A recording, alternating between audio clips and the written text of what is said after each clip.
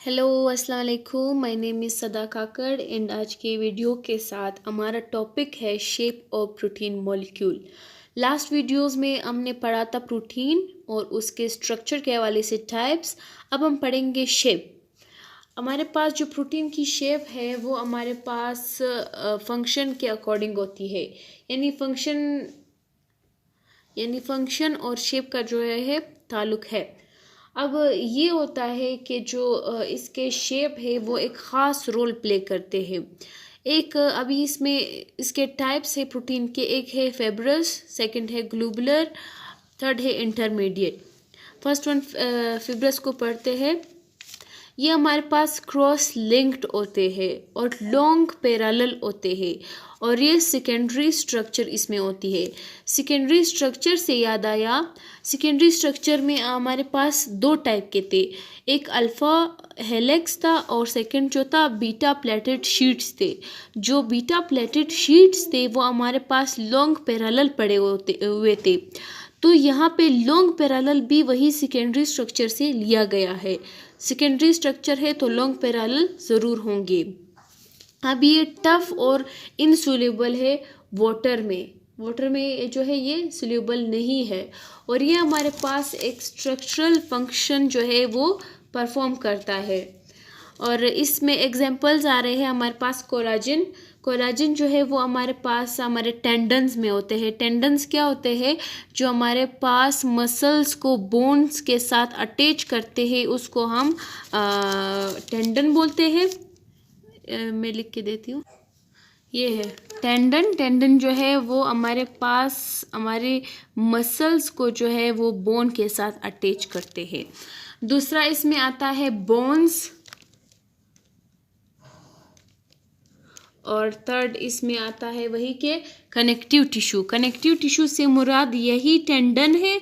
और एक connective tissue में आता है लिगामेंट्स ये होते हैं कि ये बोन टू बोन जो है वो उसको जोड़ते हैं। ये मसल्स को बोन्स के साथ जोड़ते हैं, लेकिन लिगामेंट जो है वो बोन को बोन के साथ जोड़ते हैं। तो ये हमारे पास कनेक्टिव टिश्यू में आ जाते हैं। कोलाजन में हमारे पास ये चीज़ें आती है।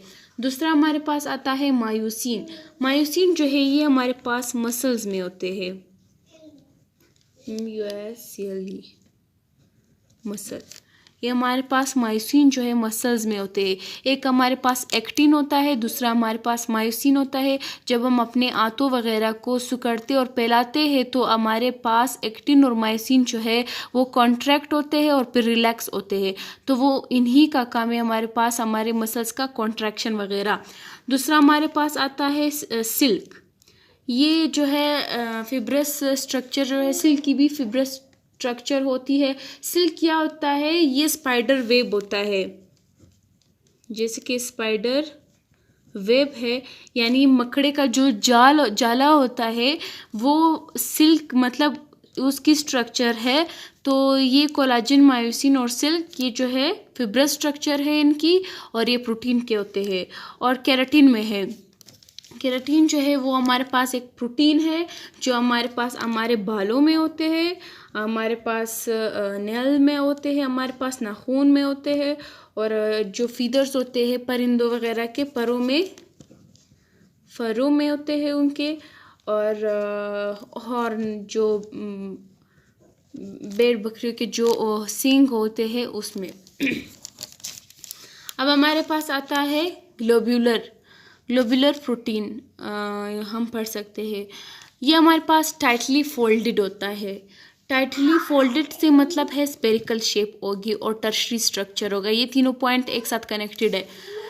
टाइटली फोल्ड होगा, स्पेरिकल शेप होगी और टर्शरी स्ट्रक्चर होगी। टर्शरी में हमने पढ़ा था कि जब हमारे पास पॉलीपेप्टाइड खुद को एक ऐसे फोल्ड करता जाता है और उसकी ग्लोब्यूलर शेप बन जाती है तो हमारे पास स्ट्रक्चर क्या आता है? टर्शरी स्ट्रक्चर आता है।